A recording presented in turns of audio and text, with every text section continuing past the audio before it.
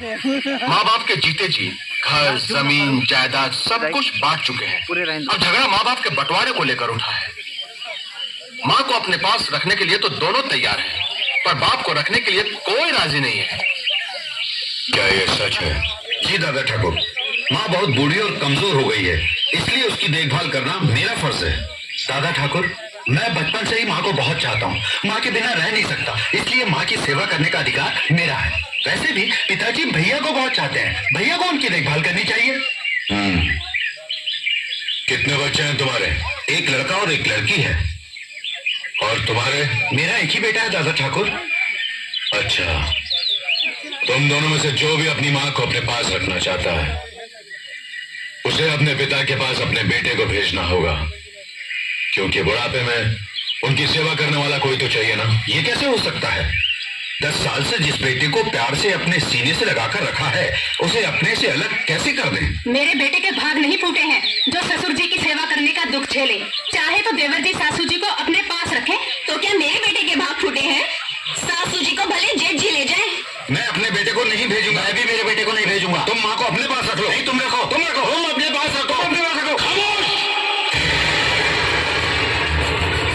तुमने अपने बेटे की परवरिश सिर्फ 10-12 साल की, और आज जब अपने पिता की बात भेजने की बात आई तो तुमसे बर्दाश्त नहीं हुआ। छटपटा गए तुम दोनों। और जिन माँ बाप ने 40 साल तक दिन रात अपने सीने से लगाकर फूलों की तरह तुम्हें पाला, पढ़ाया लिखाया, शादी की, अपनी जमीन जायदाद रुपया पैसा सब कुछ तुम्हारे हवाले कर दिया, उम्र के आखिरी इस दौर में उन्हीं माँ बाप को जुदा करने की जलील हरकत कर रहे हो तुम दोनों। अरे कोक में अपना लहू पिला पिला कर जिसने तुम्हारी रचना की, तुम्हें जीवन देने के लिए मर मर कर कई बार जो जी है बेचारी, वो है तुम्हारी माँ। अपना खून जला जला कर तुम्हें रोटी खिलाने वाला, अपनी खुददारी पर चोट खा कर तुम्हें खुशी देने वाला इंसान तुम्हारा बाप है। और इन्हीं माँ बाप की जिंदगी भर की दौलत है तुम दोनों भाई। मुझे मालूम है तुम दोनों अपनी माँ को अपने पास क्यों रखना चाहते हो, ताकि वो तुम्हारे घर में खाना बनाए, तुम्हारे कपड़े धोए, तुम्हारे बच्चों की देखभाल करे, और तुम्हारी बीवियां पलंग पे लेटे लेटे हुक्म चलाए। तुम्हें माँ नहीं चाहिए, तुम्हें मुफ्त में काम करने वाली नौकरानी चाहिए, नौकरानी। बाप इस बुढ़ापे में कमा नहीं सकता, तुम्हारे खेतों में हल चला नहीं सकता, बोझ लगने लगा है तुम्हें, इसलिए अब तुम्हें बाप की जरूरत नहीं है। और जिस दिन तुम्हारी माँ से भी घर का काम नहीं हो सकेगा, तुम उसे भी कचरे की तरह घर से बाहर फेंक दोगे। अरे नालायकों, माँ बाप को अपनी पलकों पर बिठाकर उनकी सेवा करना तो हमारा परम धर्म है। मैं ये नहीं कहता कि मंदिर बनाकर अपने माँ बाप की पूजा करो, मगर किसी मंदिर के सामने अपने माँ बाप को भीख मांगने पर मजबूर तो मत करो। बुढ़ापे में पति पत्नी का रिश्ता दिया और बाती जैसा होता है, बाती को अलग कर दो तो दिया बुझ जाता है। वैसे ही इस उम्र में इन्हें अलग कर दिया तो ये मर जाए। इतिहास गवाह है, जो माँ बाप की इज्जत नहीं करता वो बेटा कभी सुखी नहीं रह सकता। हमें माफ कर दीजिए दादा ठाकुर, हमें माफ कर दीजिए, हमें माफ कर दीजिए। माफी मुझसे नहीं, अपने माँ बाप से मांगो जिनका दिल तुमने दुखाया है। अब इनकी आखिरी सांस तक तुम्हें इनकी सेवा करनी पड़ेगी, वरना तुम इस गांव में नहीं रह सकते। यह हमारा फैसला है।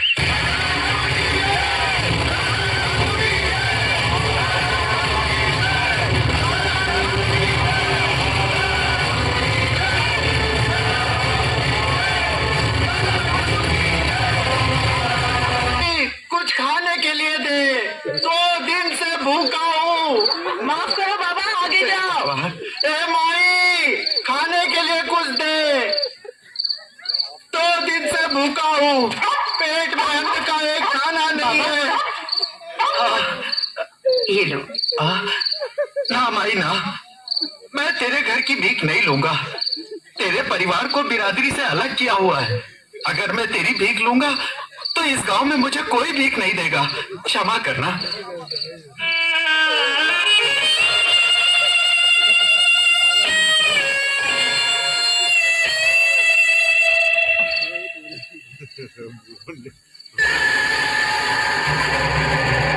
हो गया तेरा कलेजा ठंडा, या हमें और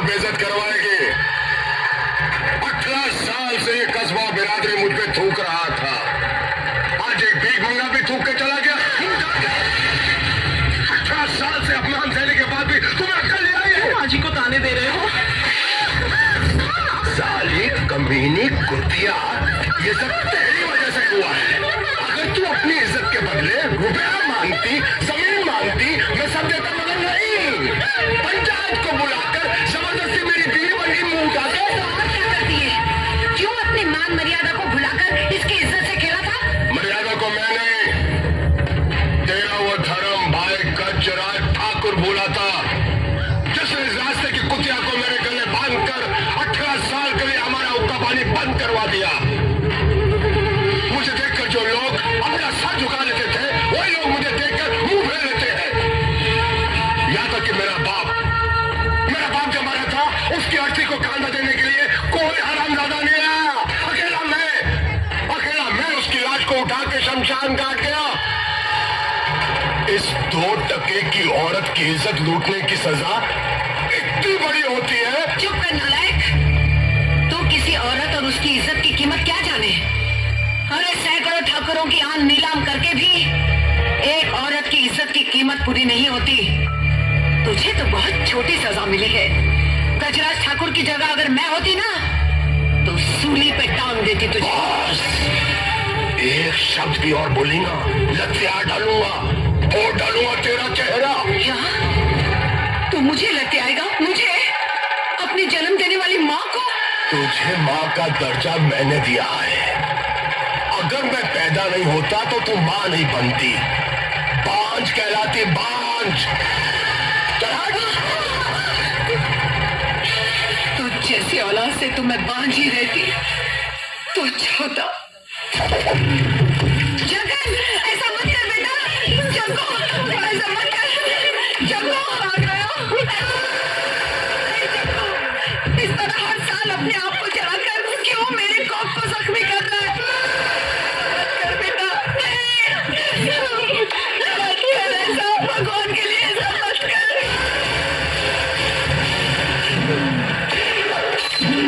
नहीं जगो, जगो।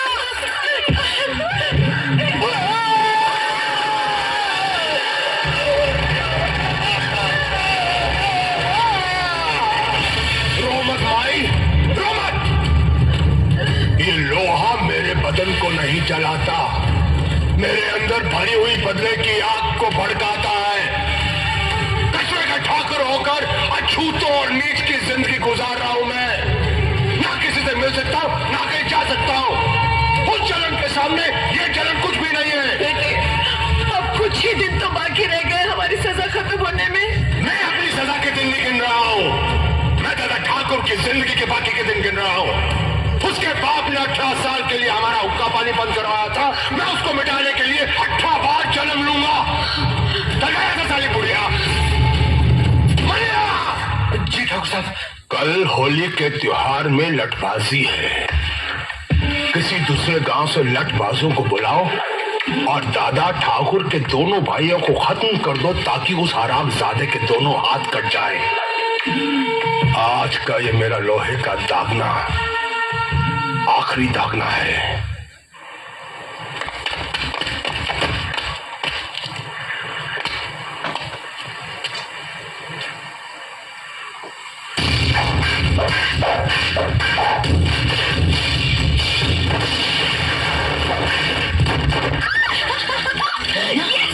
ये क्या कर रही हो? क्या हुआ?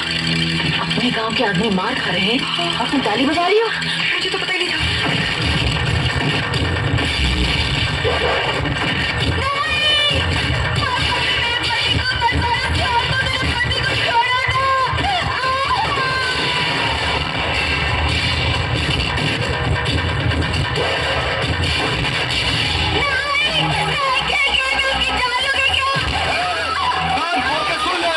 ये हार जीत का मुकाबला है, जो बचेगा वो जीतेगा।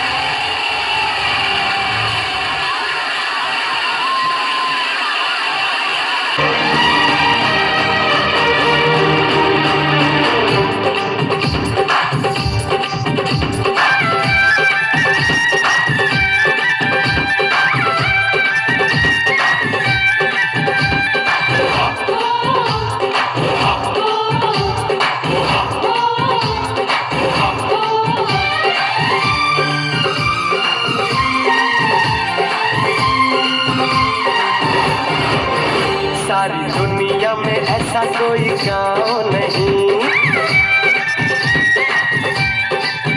सारी दुनिया में ऐसा कोई गाँव नहीं, ऐसी धूप नहीं ऐसी छाँव नहीं, मिलका के चाहे भूल ये है अपना उसूल, हमें मरना भूल जाए तो जाए पर आन न जाए। सारी दुनिया में ऐसा कोई गाँव नहीं, ऐसी धूप नहीं ऐसी छाँव नहीं, मिलका के चाहे भूल ये है अपना उसूल, हमें मरना भूल जाए तो जाए पर आन न जाए। सारी दुनिया में ऐसा कोई गाँव नहीं, ऐसी धूप नहीं ऐसी छाँव नहीं।